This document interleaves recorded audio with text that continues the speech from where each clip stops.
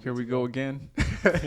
Round two. Round two, because Zach didn't like the first episode. All right, Cerebral Zone, episode 2. 2. All right. Yeah. I guess for people who will be joining us, they most likely don't know us, so let's do a quick introduction. So yeah, my name is Eduardo. I'm an engineer, mechanical engineer. Some of you might know me as Engineering Memes Guy. And I now work in industrial automation, and a lot of my experiences in mechanical design and controls and a little bit of software. But yeah, I'm very passionate about what I do, and I hope that I'm able to share knowledge through this podcast. Brett. Yeah, my name is Brett. Mechanical engineer by degree, one of the co-founders of Loomis Automation, and through experience now probably a mixture of mechanical engineering, electrical engineering, and industrial software. And just, yeah, been through all sorts of types of projects and experiences. Came from the corporate world, working with a big major distributor for automation hardware, and then now with a smaller startup environment, doing integration work in the industrial automation space. My turn. Go for it. Hello, everybody. This is Joe. What's up, Joe? Yeah, so I am electrical engineer. I think it's been forever since I graduated Cal Poly way back in the 90s. So in other words, I'm the veteran of the crew here. Been around a lot of industries. Worked as a system integrator for a bit. End user, you name it. Been working in medical industry, food and beverage, distribution. So, you name it, and I've probably done it. But I come here at Loomis to be more of a guidance person, because these guys are probably the executioners. I mean, these guys are pretty badass, if you ask me. And they come to me with advice, and I try to hang with them. But these guys are pretty cool. But yeah, so I'm pretty excited to be on this team, and I think we could do a lot of damage. So yeah, that's me, Joe. Great. Nice. I do just want to tell people a little bit about industrial automation. Like, what is it? I just went on Google here to give a definition, just in case you guys don't know what industrial automation is the use of technologies such as software, robotics, machinery, control systems to help either automate processes or, replace a human by using a robot. So those are just examples of industrial automation. It can go into many industries, like Joe said, medical, aerospace, anything that moves, really, anything automation. That's kind of what we do, from mechanical, electrical to software. So yeah, that's the definition. Mm-hmm. But yeah, I think one of the questions that we wanted to start with, or some of the things we want to get into, was how we got into engineering. We got one more important person here. Zach. My bad. My bad, Zach. I was like, I got away with it this time. No, but yes, I'm Zach, and studied mechatronic engineering for a bit. Now I'm underneath these guys doing industrial automation stuff, doing lots of SolidWorks and working on control panels, electrical stuff. I did work as a machinist for about a year or so. I do a decent amount of fabrication. I think that's what I've been doing a lot lately, which is really cool. New technology, 3D printing, using a lot of AI here with these guys. Yeah, just looking forward to what's to come next. Podcast marketing too, right? Yeah. Yeah, so I just wanted to start with asking you guys questions, like how you got into engineering. So Brett, like, can you tell us how you ended up here? Yeah, I mean, it's, I guess it depends how far you want to go back, but I guess I was always good at math and science. I didn't really like school growing up, but, like English I was terrible at, history terrible, but math and science just kind of stuck. And ended up going to school at Purdue University for mechanical engineering. And yeah, I mean, I love the problem solving, and numbers are definitely my language. So yeah, after 4 years at Purdue, got my mechanical engineering degree. And then right out of school, worked for a couple different distributors as an applications engineer, product specialist, I think applications engineering manager towards the end of it, but lived in the corporate world for about 7 or 8 years, and then kind of had enough of that and was ready to start my own thing and do integration work versus just, standard applications. And then started the company and been doing it ever since. Joe, how'd you get into engineering? How'd you end up here? I really didn't want to be an engineer. To be honest, I actually wanted to be an architect. Back in the day, you usually follow what your parents tell you to do, and my dad was a mechanical engineer, and he thought engineering was a secure, stable job, and it is. It has a lot of security in it. You find a lot of work. So I actually wanted to be an architect, but he told me, why don't you look at engineering? And I actually went to a trade technical high school, Don Bosco Technical Institute in Rosemead, California. It's still there. And they had electrical elective. It's one of the major shops that they provided. And when you graduate, you actually get a degree, not a BS, but associate degree. So I pursued that. Actually liked it, and then and that's how I got here.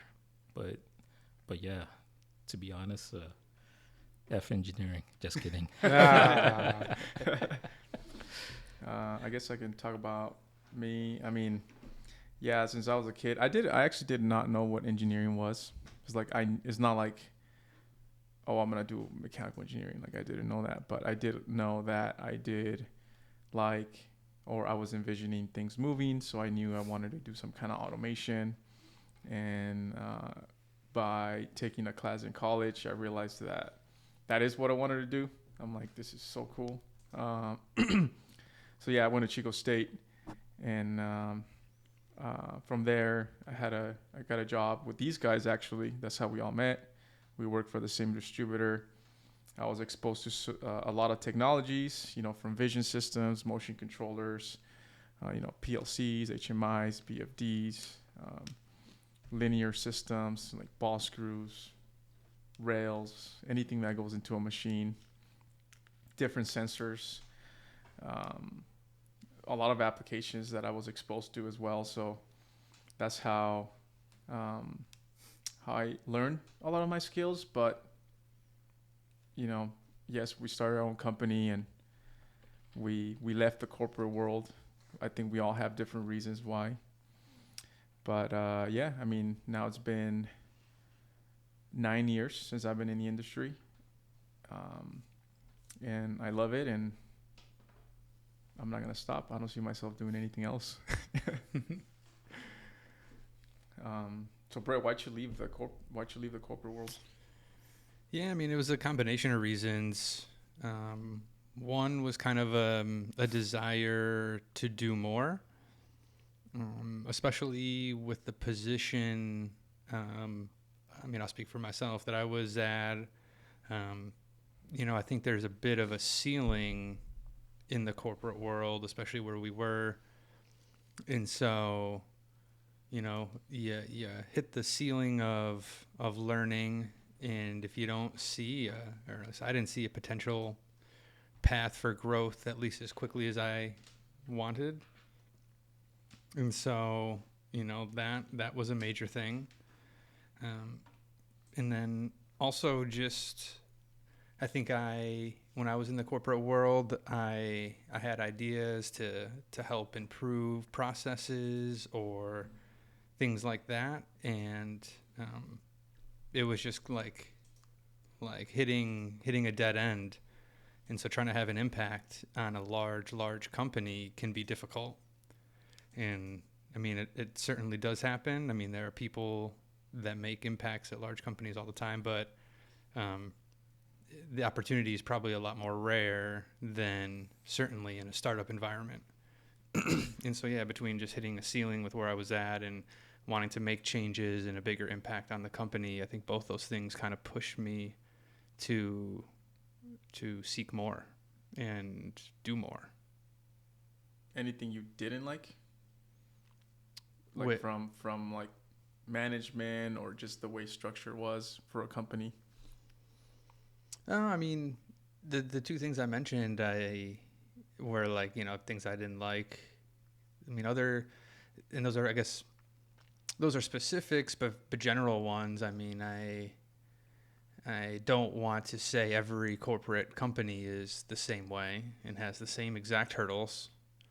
I mean, those two things I mentioned, I think, can be pretty common across a lot of large companies. People talk about just being another number, on the payroll or whatever. Employee ID, whatever, XYZ. So certainly, it's not that exactly was the reason that upset me, but it was more of just, trying to make change and have an impact and getting the feeling that you're just talking to a wall. Yeah. What about you, Joe? Yeah. I have nothing against corporate. I think corporate does because they, have deeper pockets. They can provide good future, especially if you have a family. Something that is low risk, I guess you could say. So a lot of good things in going to a corporate, especially if you're starting out and you're trying to learn one or two industries. You can get your feet wet, go to training and all that. But definitely, I think once you get to a certain level of experience, maybe I would say probably in the 5 to 10 year part, then you definitely want to spread your wings. I had that itch when I was around, I want to say late 20s, and I wanted to do my own thing. Actually, more like late mid 30s. My 20s, I was just having too much fun, so I stayed with the corporate world a little bit longer than I should have. But I would say mid 30s, I wanted to spread my wings a little bit more, have more influence on the direction of a company, and like what Brett said, have a bigger impact on decision making and just influence on others. And also, I was good at my job, and people were saying that I should start my own company. But, started having a family, started having the little ones, and I was pretty much chained to the desk. So I kind of chose the safe route.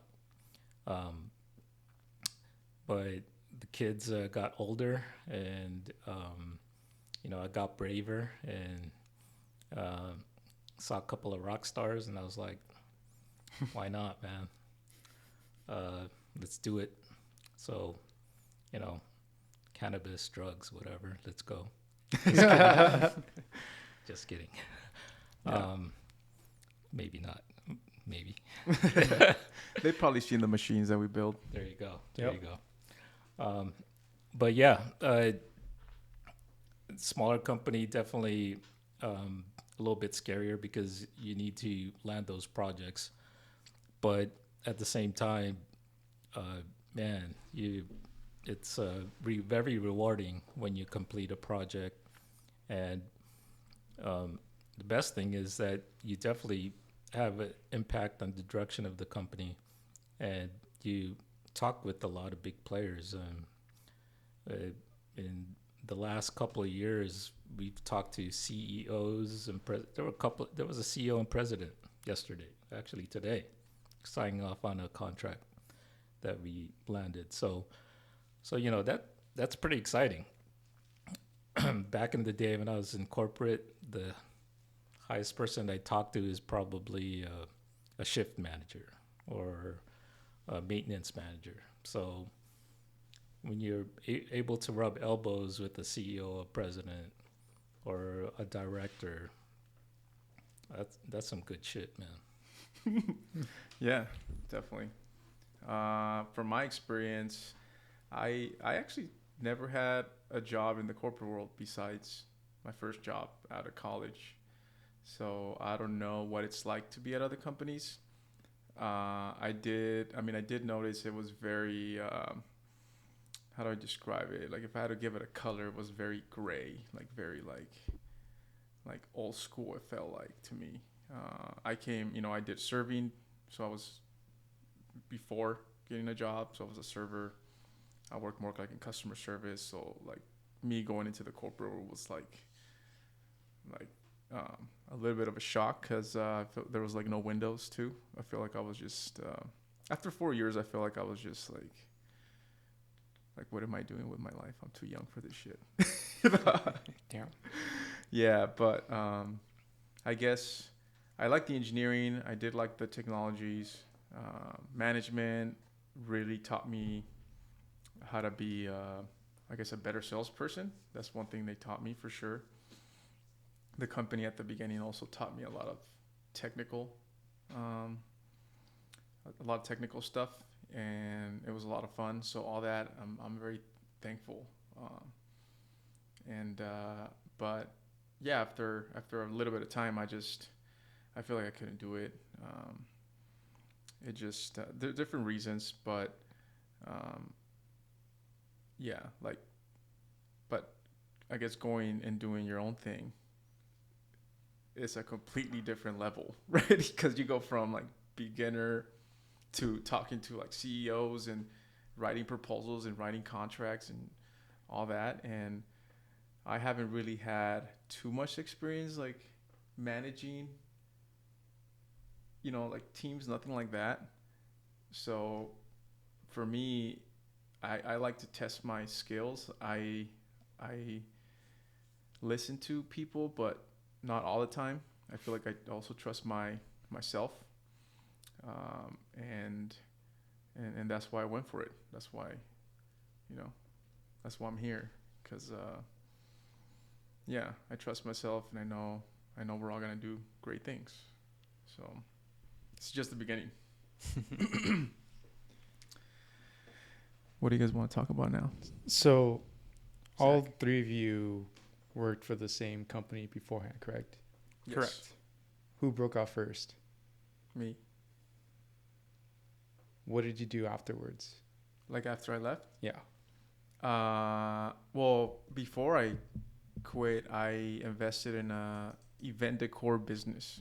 So I was doing like the drape that you guys see here. I mean, that's from there. This is a pretty interesting story because I learned a lot from someone approaching you and, offering you to invest in a business. So what this person came with, actually my cousin, he showed me a forecast. It's like, I have all these leads. I don't have equipment, but I need like $4,000. I think it was like maybe like $5,000. He's like, if you invest in it, we can go halves and halves on it. I did.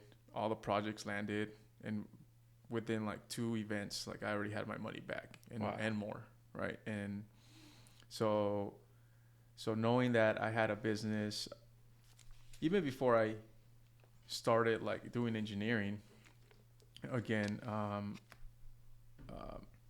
I was traveling. I think that's another reason why I quit. But the event industry was making pretty good money. I was working like 5-6 days out of the month, and I was like getting my engineer salary almost, So I was like, I'm gonna go travel. So I was traveling. I just wanted to get that out of the way because it was like a must for me to do. But so event industry kind of gave me a little bit of confidence to start an automation company too. Not only did I have like income to support it, but I also had, the engineering meme page. So I thought, I can probably reach out to people and see if they can help me out. And so I started a website, started telling people there's job offerings, there's job openings for the company. People started applying, and then people started inquiring about projects. So then that's why I'm like, man, this is gonna work. At least we're gonna get projects. So, and I think I was talking to you guys, Joe and Brett. It's like, I think if we get a facility, and then we have a building where we can put it on Google Maps and people can find us, and we're there on the map, I think that can generate more. So when I got the building, I remember you guys came too. Like we had like a meeting, right? It's like, hey guys, like here we are. Yeah. And sure enough, like I think a few months later, I mean, you had planned it too. We talked about this. Yeah, I had planned it for like almost 2 years, I think. And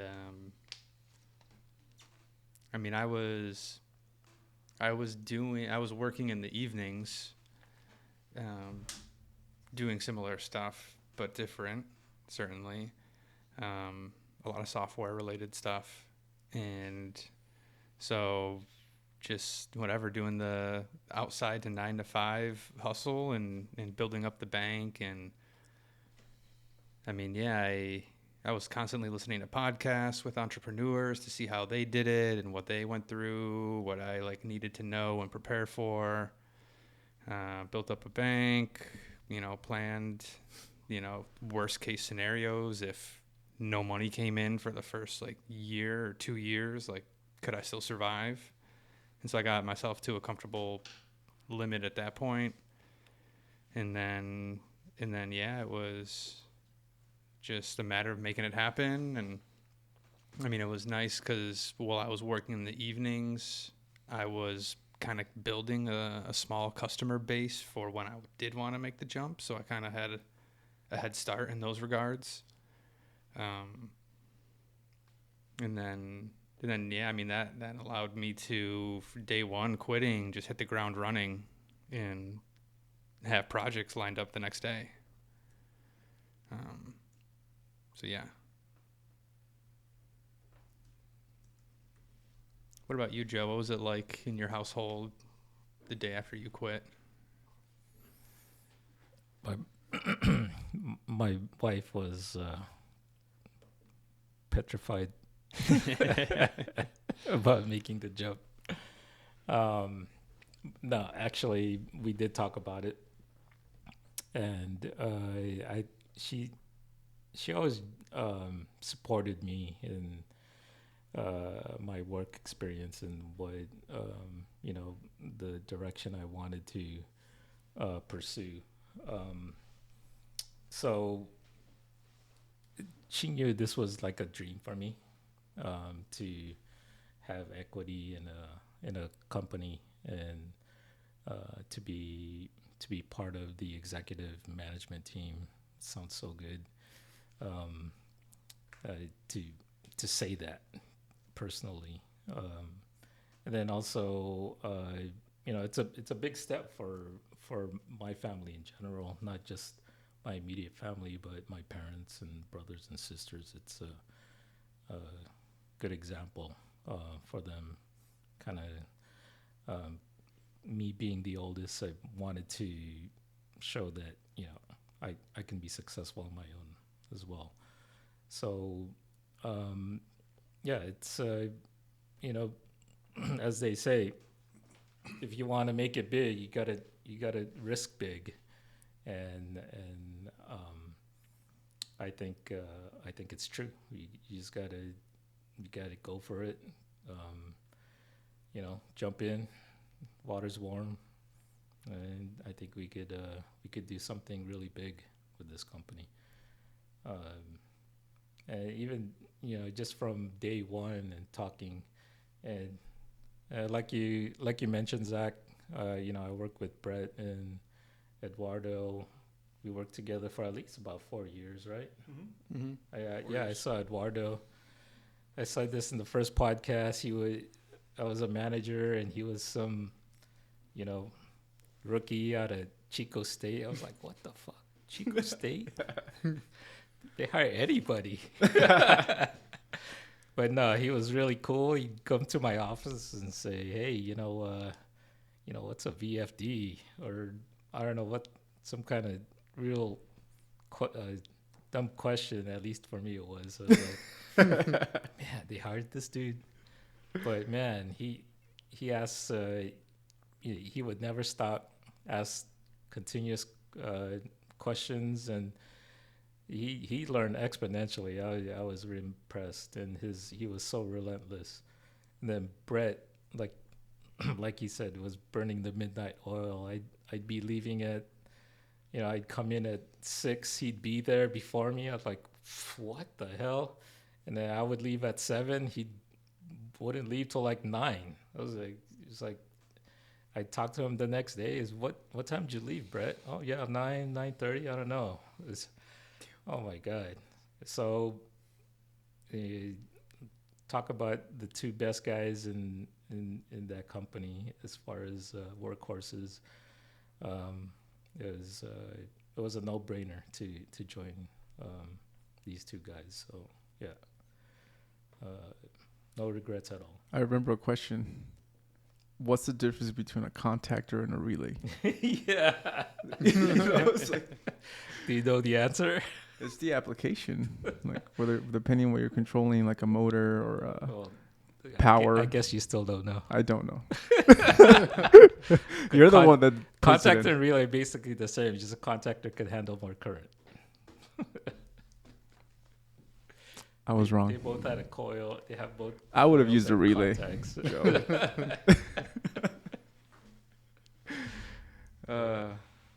I still remember those questions for sure. Those are good times, man. Mm-hmm. You guys have questions? So, what do you guys miss about corporate? I like the, not that I really liked it, I guess. Do you like the potlucks on Friday? Honestly, like, I know that some people enjoy going to dinners, like, especially when we go to training. And, like, then you have to go to dinner. I feel like I was eating so much. Like, I was gaining weight. But, and to me, it just seemed like it was more work. Because let's say you travel, let's say to out of town. And then you had to go through training and then dinner. It's like, I just want to go to sleep or rest. But anyways, anything that I miss,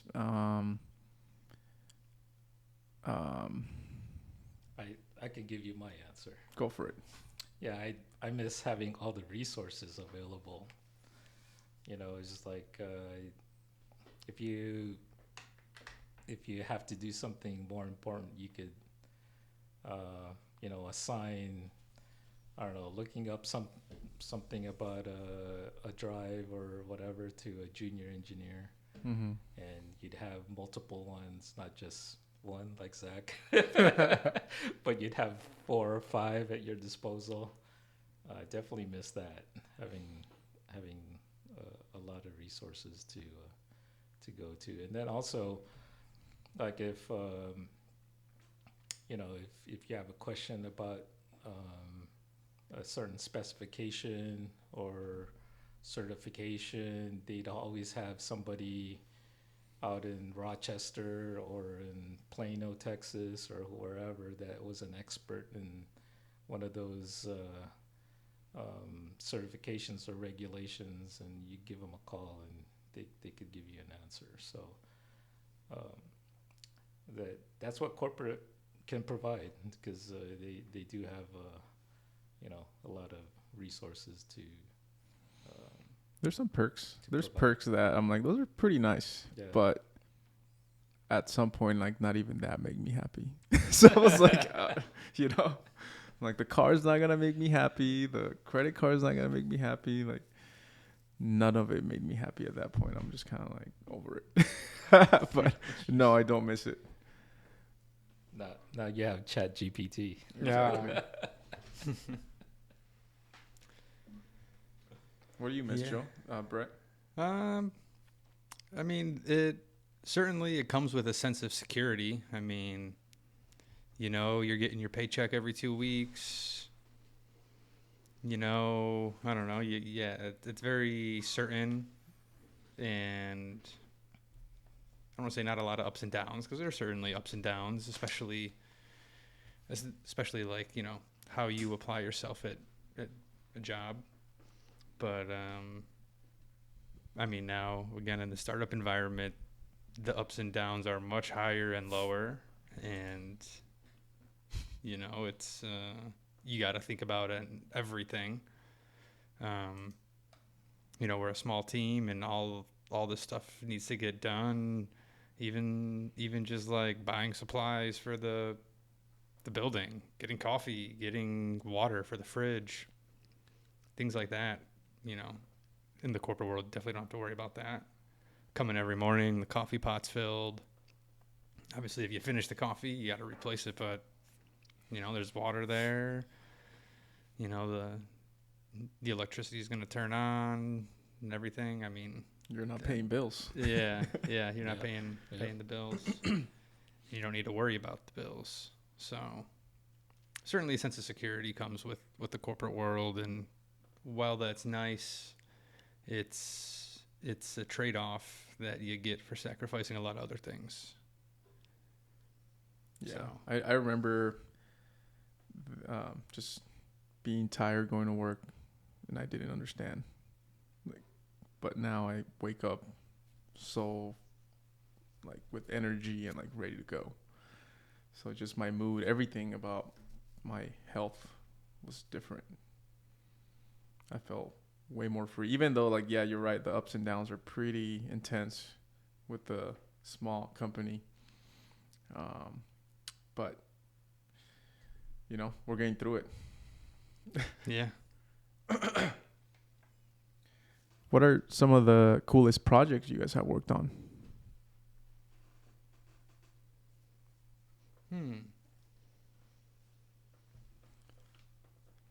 I mean, let's see.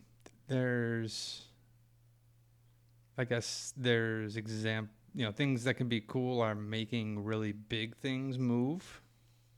I've certainly been a part of that. I mean, working with 250 horsepower motors, making things that are 3 stories tall spin in circles, and having to control the device like that.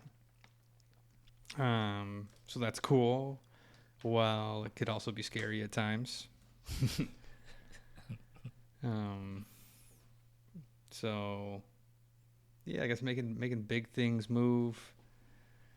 I don't know. There's other ones too, just like different types of data management, working with RFID chips and doing collection and scanning and rewriting of information.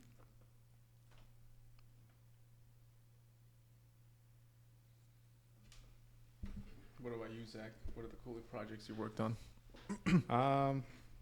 I'd say that probably the coolest one I worked on was in high school. For my senior year, I was able to get more hands-on on my robotics team robot for First Robotics. That competition we entered. I'm not gonna say the team or where I went, but it was pretty cool seeing a mechanism that you design on paper first, and then someone transferred to CAD, and then bring it to life, making a 120-pound robot like climb a rope with Velcro to latch on it initially, and then seeing a little LED go off and get some points, and having to work with some strangely intelligent children program these autonomous robots to play sports on its own autonomously. I did that for, I think I was doing the robotics for about 3 years, but each year was a different game. So Loomis projects are not as cool, or what? I don't know what I can share, but the more recent ones that we've been doing, obviously never done before. It's just amazing, incredible to see. Obviously the stuff on Instagram that we can show. Mm-hmm. A lot of that stuff is I would say more personally rewarding, because I got more hands-on with this stuff than what I did in high school, because I wasn't as adept and educated in the programs that I use now. Yeah, especially with the a lot of the CAD work and seeing it being used properly, and just seeing it in action. It's really rewarding. Mm-hmm. Yeah, I think for me, I worked on a lot of cool projects, but I think the ones that I struggled on and overcame the challenges and became successful are the ones that were the coolest to me. Is because I learned so much from the struggle. You had to rely on yourself and just reading the manuals, playing with whatever the PLC or the robot or whatever you worked on. And I think one that I could relate with Eduardo directly is we had this robot application where we were taking parts from an in-feed conveyor and putting it onto another conveyor into a box. And we had to get it up and running in about 3 to 4 weeks in time for demo to the customer. We're in a time crunch. And it was during the holidays, so it was even more limited in time. So I remember just working late into the hours, just playing with this robot and becoming familiar with the tools and commands, and then when it started doing what it was supposed to do, I was like, damn, this is freaking awesome. That was just one example. Another example was this was a project with Brett. We were out in Utah trying to do this extraction, and we had made some bunch of changes, and then Brett had some programming changes that he did, but he had to fly out to Rochester for Christmas, and because he was working his ass off. So I came in, and through the phone and getting familiar with the program, made changes on the fly. We got the process going, and we made some, good stuff. And customer was very happy. Just that coordination with Brett and this again, man, what is it with the holidays? This was during the holidays too. Brett was like at dinner or something. I was like, hey, Brett, we need to get this thing going because customer needs it. And boom, we ran through the ladder logic, got it done, and customer is happy, stuff like that. So I think the ones that you struggle with and you overcome and succeed is, at least for me, are the coolest ones. Yeah, for me, working for the distributor, I wasn't really a part of actual projects till like after. I mean, I did work like on the T-bots. I thought they were cool, but it was more like learning in the real world. We actually did have one T-bot that was actual project. That was pretty cool. But recently, actually in Loomis, like working on the filling capping machine, the fiber optic application, the massive walls we're moving that they're hanging. That's really cool.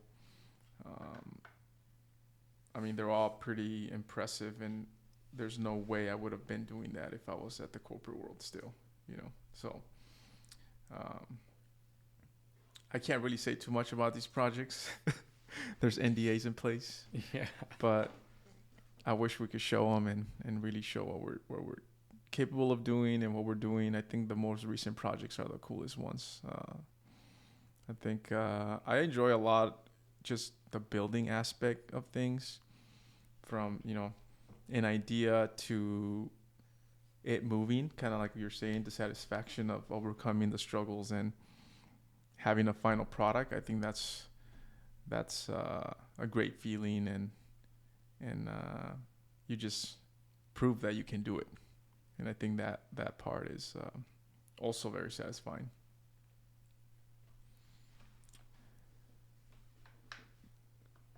Some of those projects are really scary too. It's dangerous. Tell me about it, Brett. Any dangerous? I guess I just love putting situations? myself in dangerous situations, apparently. I mean, again, making really big things move leaves very little room for error. And you really have to know what you're doing and be careful and double check everything. There's certainly been times when I've made big things move very fast, faster than intended. And that can make your heart rate go up pretty significantly. I'll say that. Done that a couple of times. Thankfully, no one has been injured or hurt, or no major damage to any hardware. But certainly have had my blood pressure tested. That's for sure. Yeah. Yeah, I mean, talking about the same project, I realized that taking extra precautions is key. Just having backups. We figured out how to do that. Thankfully, like we had a feature we wanted to test out and made it safer. But yeah, for people designing things, I mean, you have to really test. I mean, recently there's been issues with the OceanGate incident that happened recently, and just the thought of where there was a mistake, right? Because it's all engineering there, and what happened down in the ocean where it imploded. I mean, just the thought of it makes me makes me, scared. Like, what happened to those people in there is just unimaginable for me. So I don't think I could design a submarine. I don't want to. I don't want to design a submarine. But yeah, in the things we do, anything that's heavy, moves, can cut. I mean, you got to be careful because you can put the life of people in danger. So what are your thoughts on this Ocean Gate incident that recently happened?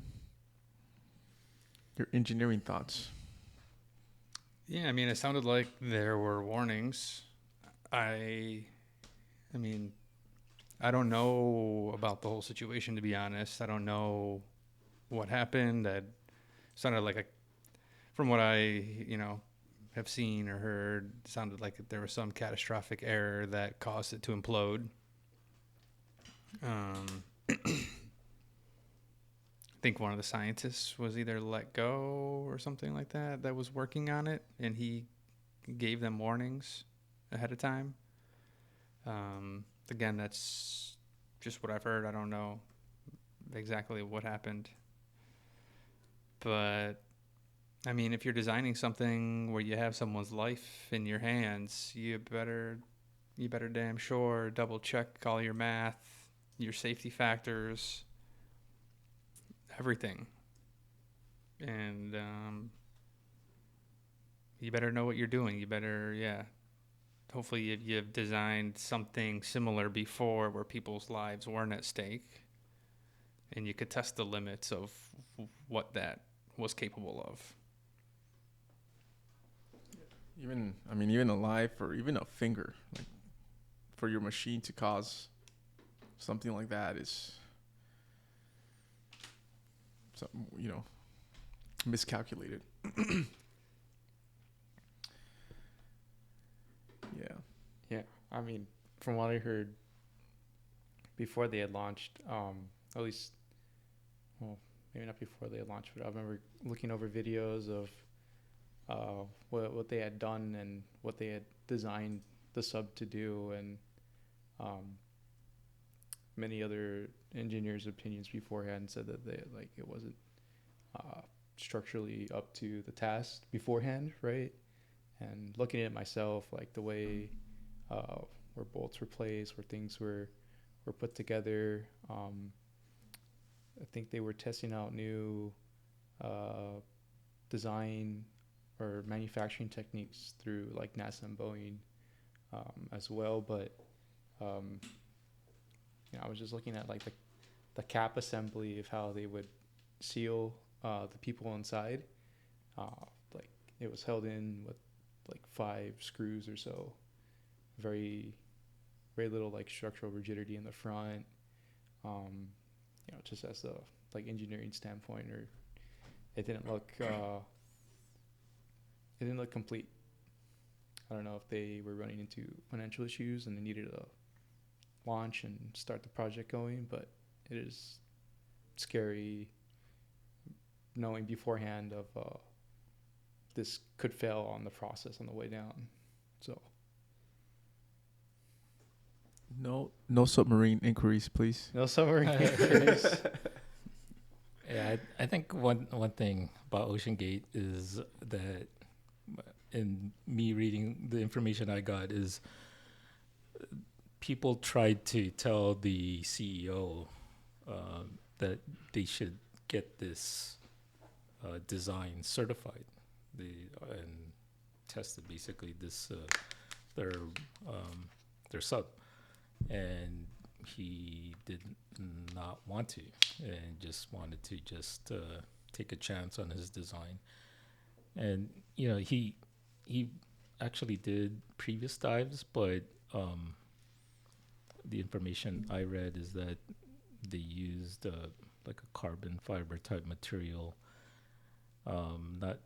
which is really not good. Shouldn't be used for things with high pressure, applications with high pressure. You should use like titanium or these steel type metals.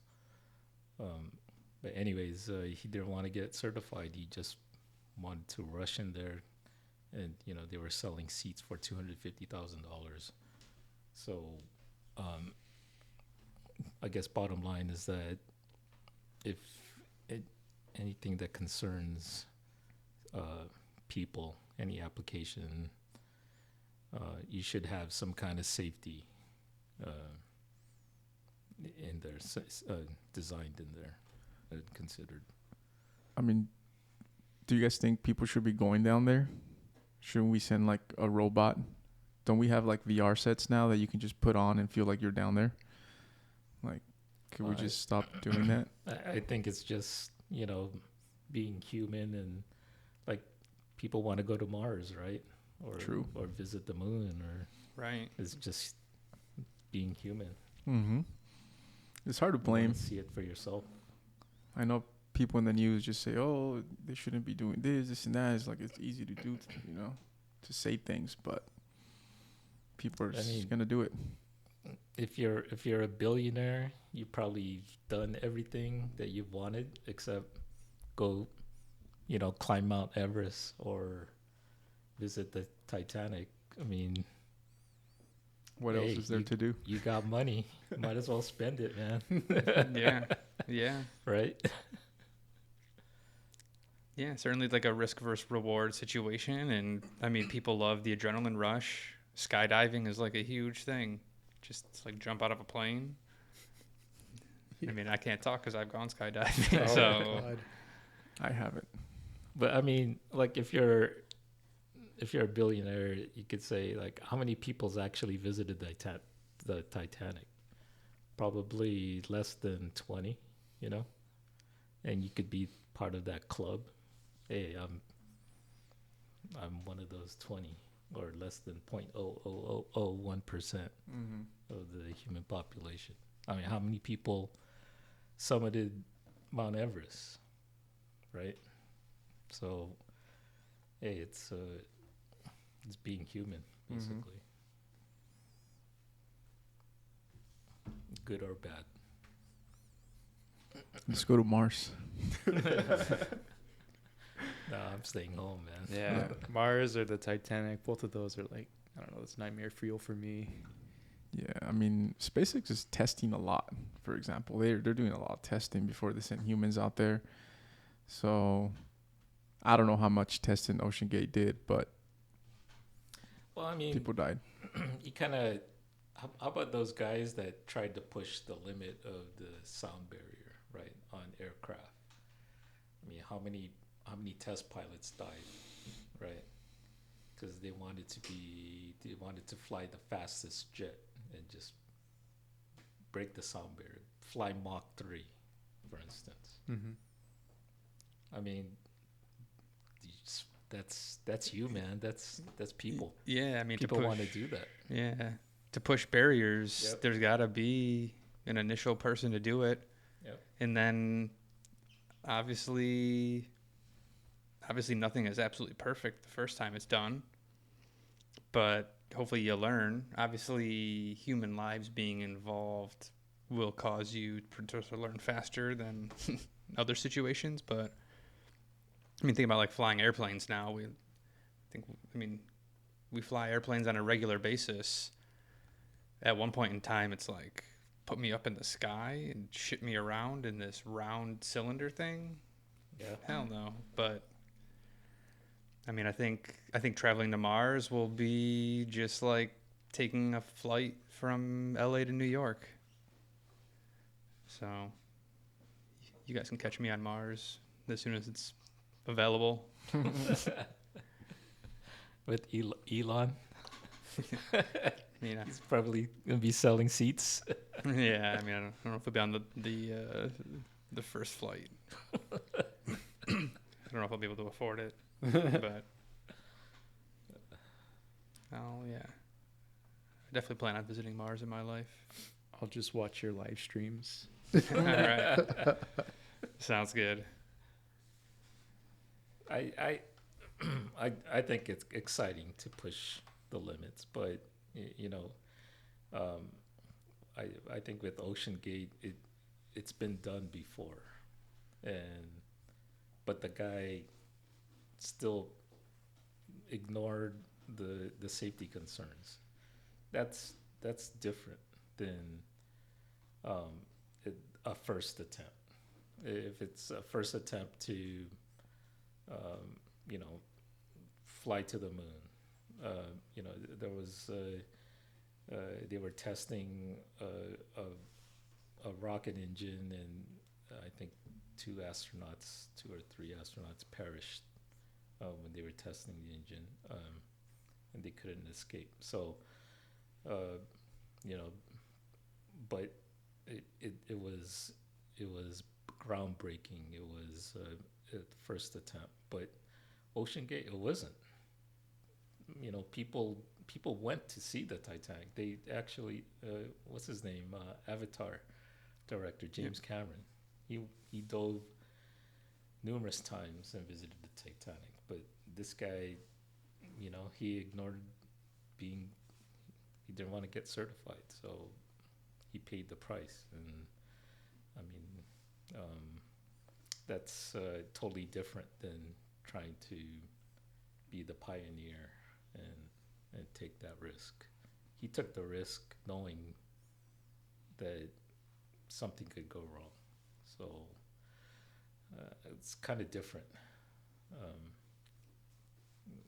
in the two scenarios, my opinion. Any technologies out there that are pushing the limits for you guys that you guys are seeing? Anything in the news that stands out? Maybe AI, what it's capable of. I mean, I'm personally impressed about what it's capable of doing.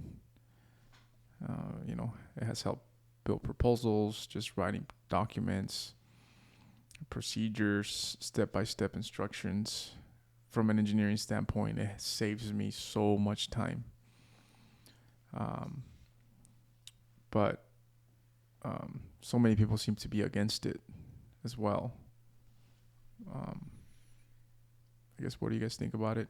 I'm so for it. Like, I use it for everything. Like, like I feel like I'm an artist, and I feel like I'm kind of a lawyer now. Yeah, I mean, I definitely think that it I don't know, needs to be tuned maybe a little bit. I mean, it's obviously at the very beginning stages. It's like, you know, in the toddler form, where it's like people are learning to use it for new applications. In most cases, good.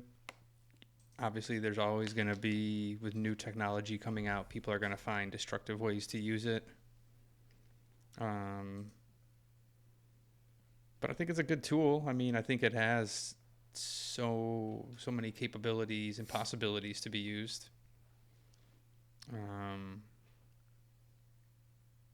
Yeah, I mean, it's still super early.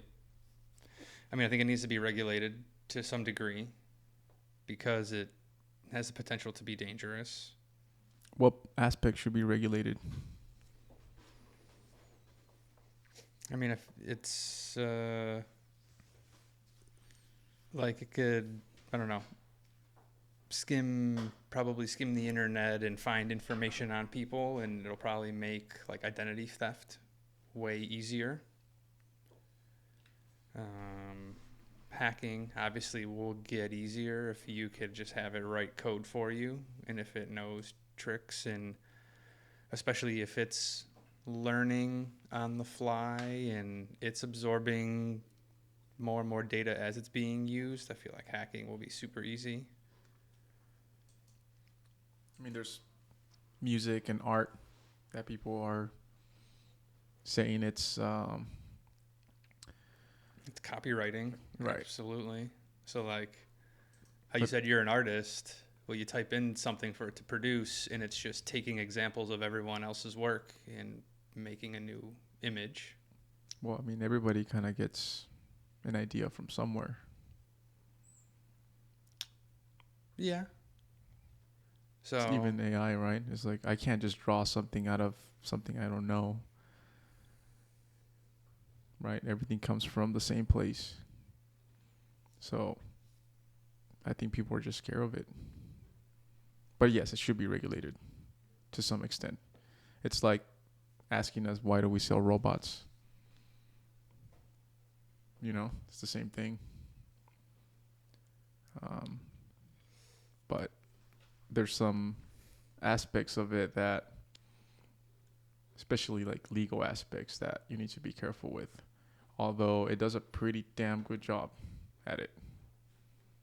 You know, even when, for example, if I miss something and I go back and type it in, it includes something this or consider this aspect that relates to our business. For example, you know, consider that this contract is based on a machine that's never been built. Like, and I don't want to be so liable on it. And it gives me all these explanations. I also ask it, give me legal examples, just how people have used it before. And I just kind of take that and at least try to protect, you know, the company to some extent. It might not be an actual lawyer, but it's covering a lot. Yeah, for me personally, I have mixed emotions. I do feel for people in the writing and art industry, you know, like the Writers Guild. I do feel a certain sympathy for them, or you know, their job is endangered. It's kind of like putting robots on the manufacturing line. Yes, robots don't get sick, and they're a lot more efficient. And it is the proper evolution to, you know, making manufacturing a lot more effective. And yeah, I'm in that line. So I do feel for the people that are replaced, but I think it kind of, you need it to be competitive. To, you know, cars are made better, just things in general made better. But for the creative world, it's hard for me to answer because, you know, actually my brother, when he was younger, he has a gift for drawing. And he should have been an artist, but he became an electrical engineer because, you know, because of my parents. I told you guys about that. But he would have been a really good artist if he pursued his dream. And I mean, I could show you some of the things that he drew when he was like 13, 14 years old. I mean, he was making comic book quality art at that age. And for AI to generate something because, you know, some guy who had no experience in art typed in a few words and it generated a masterpiece, kind of pisses me off, to be honest with you.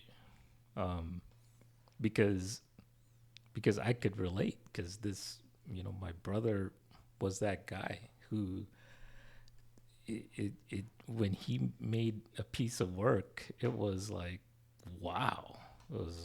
I was truly amazed.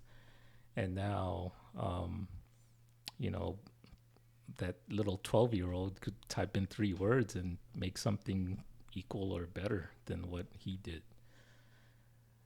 So how do I feel about that? I feel like, wow, that's impressive to have something to do that, but at the same time pissed off because all you typed in was 3 words, and you didn't, you know, think about it in your head. You didn't, you had this thing, gather it from information from all over some databases and generate this thing. So yeah, I got mixed emotions on it. Where do you guys think it's heading?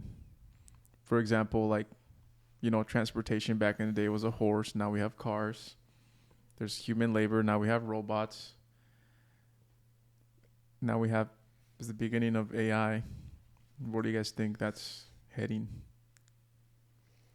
Not good.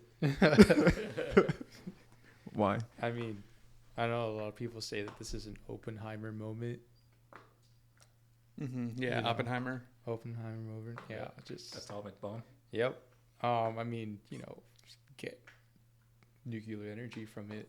The good and the bad. But I think the big issue is like, when I was in school, automation was like the thing, and they're like, go in automation. You at least have job security for a while you make the robots and stuff, and program them. And I kind of always knew that AI would get to this level. Just I didn't know it was going to come so quickly. So I was fully expecting this, but we can automate and we can use this technology. It's just there's no way to, maybe a little bit too political, but there's the people who lose the opportunities that AI now fulfilling. There's no way for them to get paid. Right. I'll just leave it as that. Yeah, I mean, I think its use cases are going to continue to grow and grow. And right now it's like artwork and writing documents and things like that. But then, I mean, it's already starting to be able to design machines. And so, imagine like Joe's saying, some 12-year-old in another country can say, oh, design a cartridge filling machine that fills this and that. And that person doesn't have to go through any of the, I don't say pain and struggle, but like, what it took us to get to where we are. Now someone just types it in and it just pumps out a design. And imagine AI found our machine design online and straight copied it and just gave it to this other person in another country. Yeah, I think it'll be pretty crazy if it does something like that, because you can't even draw hands, right? So I'm like curious. I told it do a robot, and it came up with some like weird robot that like it just didn't make sense, It was like, so I'm just curious, like how intricate. It can't do it now. Right, it'll get there fast, Exactly. easy. Like it's only a matter of time. It's like the Terminator. Yeah. Don't jinx us, Joe. So, it's scary, man. It's scary and actually good too. I mean, I saw what it could do in writing documents, and I was truly impressed, and how thorough it created a document. But at the same time, like I said, what will happen to human creativity? Are we going to rely on AI to generate creativity, not human anymore? Is it going to stifle? Are people just going to be just a pound of flesh, just walking around eating and shitting? And then AI is just going to think for them? I don't know. That's like the doomsday forecast, 100 years from now. So yeah, I agree with you, Zach. It's like an Oppenheimer event. I don't know what's gonna happen. Yeah, I remember thinking of the future as, oh, there's gonna be flying cars at some point, this and that, but never thought AI was gonna be. Did you type design a flying car and see what it? No, I haven't typed that. I could probably try it right here. But really, but the thought of AI in the future was never in my mind, because I didn't know too much about the technology. All of a sudden, it's here, and I'm using it so much, and I'm like, I guess I'm glad that I'm using it and learning it. I don't know where it's heading or how it's going to impact everything. It seems like jobs could go away. I mean, it's already happening. But you know, what is the end goal of that? I mean, is that like a Terminator future, or what's the other alternative, right? Like I'm trying to envision, like, again, like a horse to a car. This is the beginning of AI. What's it gonna look like? I mean, at the same time too, like, could it invent technology to have unlimited energy resource? You know, could it make solar panels more efficient, or Can it cure cancer? hydrogen fuel, whatever? Could it solve the climate crisis? Things like that. Mm-hmm. So there might be some good things that it can help. So yeah, it's crazy shit. Things that used to not be solvable are now solvable. Yeah, I mean, can you imagine having a supercomputer at your side trying to help resolve the climate crisis? I feel like that's how all these Judgment Day movies start, is like, you know, solve the climate crisis. Oh, well, I'm just going to eliminate half the human population. Yeah. What's the Ultron? problem? Hey, Oh, that's yeah. I know what the problem is. Yeah. Let's get rid of that. Yeah. Dang. True. Yeah. True. Like Yeah. iRobot was about Thanos. that. Yeah. Exactly. So yeah, I just asked Midjourney. I used Midjourney to create a artwork, and I asked for it to Create a flying create car. the flying car of the future, and let's see what it comes up with. It looks similar to what I've already seen in, online, but it took about a minute to come up with the design Wow. or artwork, at least. Wow. How's it look? Like the 4 propellers, like a fin in the back. Like a drone. Yeah, It's like a I'll drone. show it to you guys. Yeah. Damn. Send me that so I can put that in the podcast. Oh, you'll later. you'll Yeah. post it in the podcast. Yeah. Okay. Yeah. Looks like a drone. It'll be here. Save it so that when flying cars are a thing, we'll know if it was right Yeah. 40 years back. Back in 2023, Yep. we typed it in, and then It already knew, plotting its takeover of the human race. it sent that file to Toyota just know. now. But yeah, I think from our industry, what I've noticed AI doing is, again, like solving problems that were not solvable, like with vision systems. Before it was, now you're inputting, this is good, this is good, this is bad, and it knows. And it was, back in the day, it was like impossible to solve. Like, it's crazy. Like, to separate sheets, like the way we were doing in an application before. It can distinguish a sheet and then do measurements from that. It's just, without the AI tool, there's no way we could have distinguished a sheet from another sheet. So it was just interesting how I'm starting to see it in our industry. I can imagine robots now having like a vision system that's looking around and knowing what's going on. So now it's going to be autonomous, and literally the Iron Man, what's that Iron Man robot that he has around? Like Yeah. literally something like that. Jarvis. Yeah. And I mean, cars driving themselves.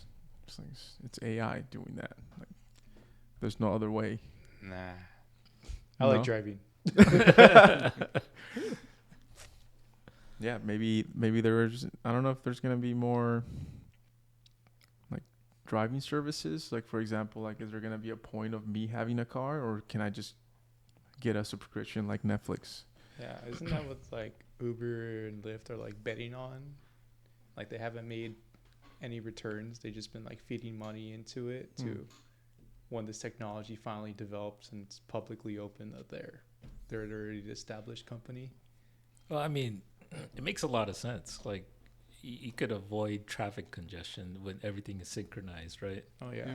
You hop in the car, everything's synchronized, and going from Orange County to LA at 8 a.m. takes 2 hours. Everything's synchronized. It'll take whatever the distance is from whatever the rated distance is. It could take half an hour. Mm-hmm. Yep. Makes a lot of sense when you have a computer controlling all the cars and no crashes. You travel it's synchronized with the stoplights. We can't wait for that future. Man, that's like mind blowing. And us being in automation, we know how this can be done when everything is synchronized. So it's not far fetched to Right. see that, and having AI control that. It's very, very feasible. Very.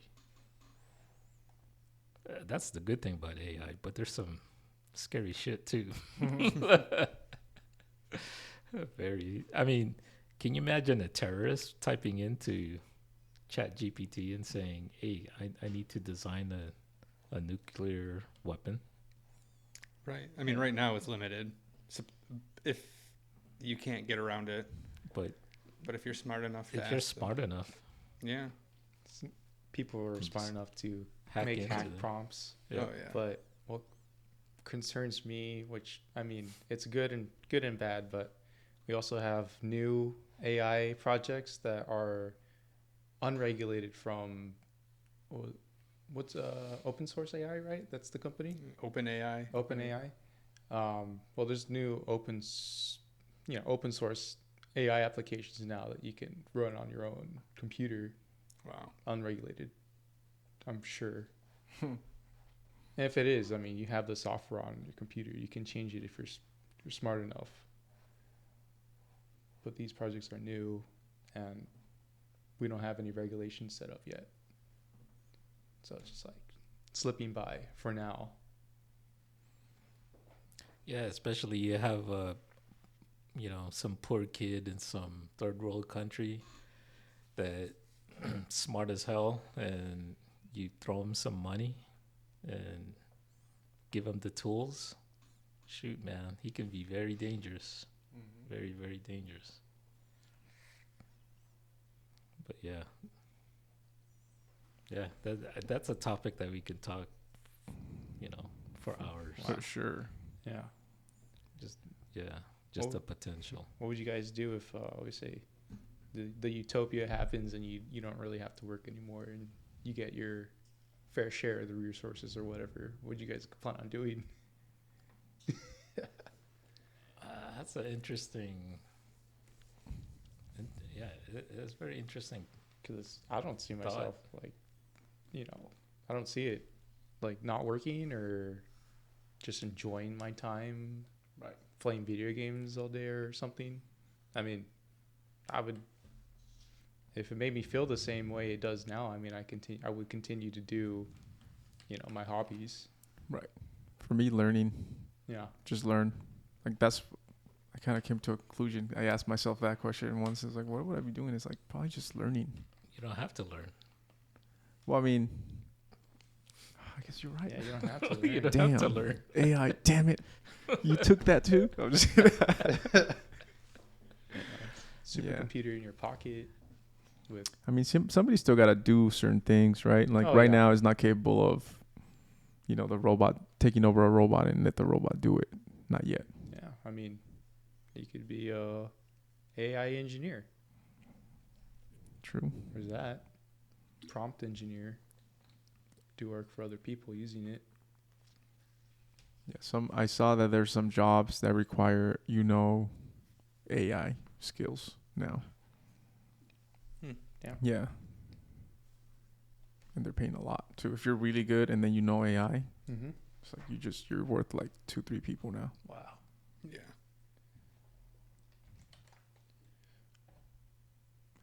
All right, guys. I don't think you guys like AI. No, I'm just kidding. But I think we're pretty good with this little sesh. Yeah, Yeah. Yeah, but that was 94 minutes. some fun topics for sure. Yeah. And then we're gonna use that one software, right? To We're gonna use AI software to make here we go. shorts. You know, All the editor. it's gonna pick the juiciest topics from here. I'm gonna look at it, and then we're just gonna post it. Takes like what? How long? Like an hour to do? Oh, it took like 4 minutes 4 minutes to do the whole editing. to process it. Wow. It listens to it, picks like, adds captions to it, and then you just For money. for $20. Now you don't have to pay a video editor. That's money well spent. Oh yeah. Yep. Yeah. Wow. New emerging market. Gone. Yeah. Yeah, that's crazy. That is That's, insane. I mean, that's just a good example of where we're heading. It's, Yep. I remember wanting to learn it, and I was just, and then this came, and I'm like, it came. They're so Perfect They're time. so new. Like as of like April, I think they did their launch, Oh man.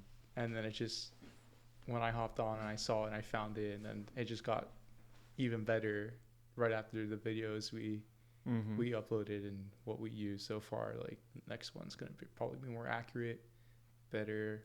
The text, the voice to text translation going on, the emojis, the What's the name? uh. I can't disclose. This is it. not I an might ad. have to gatekeep this. Okay. Yes. Nice.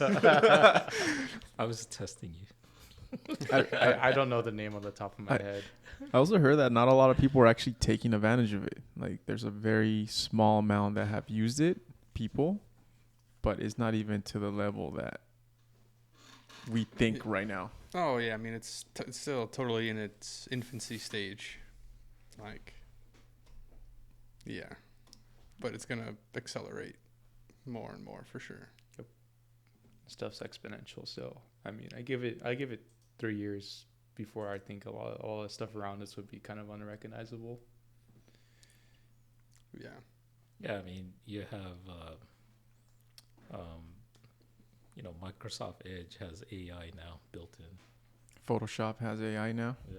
Yeah. Everything has AI built in now. I mean, I'm cool with the stage as it is right now, but we all know it's gonna go. It's gonna be a lot more deeper since the next ChatGPT 5, or the next version is ChatGPT 5, and that one's coming with the visual integrated capabilities, Wow. producing images, What? being able to understand uploaded images. I mean, if it could do a couple photos, it could do a video. It could do a video, it could do a movie.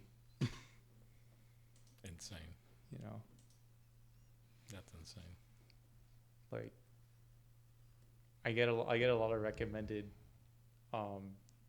videos of, I don't know, you've probably seen these too, of like AI generated voices of the presidents playing video games.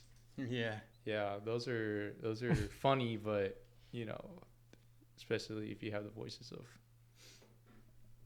people power and Yeah. Yeah. a lot of older people. I mean, even before AI, a lot of older people had a hard time understanding the way the internet worked and what is a meme, what is not a meme, and being tricked into believing the joke. Mm-hmm. You know, that's just like amplified now. People who were before like not that great technologically, it's being fooled by whatever's out there, fake animations or fake voices, fake songs. Like the fake image of the Pentagon being attacked. That one. Yeah. There was That's scary. there was an Ocean Gate meme that was floating around, and it was just an audio about like someone, they're making fun of the so-called banging on the submarine that didn't happen, and it was an audio of the guy who's yelling like, "Michael, please help me," and they're like, "This is audio of the people screaming in the submarine," that this older lady believed. They probably didn't even get a chance to scream.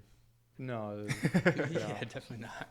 no, but it's very very easy to fool a lot of people. I've been fooled more than a couple of times. I'm very skeptical about a lot of things now than what I see. So which is trippy. I mean, it can be cool. It can make the joke a little bit more funnier. It's believable, but to people who are unaware, and it seems like a lot of people are still unaware, it's dangerous. Yeah. Great, guys. Yeah. Any last thoughts? Call it a day for Yeah. today. Sounds Let's good. call it. Sweet, guys. Well, till the next episode. Well, show.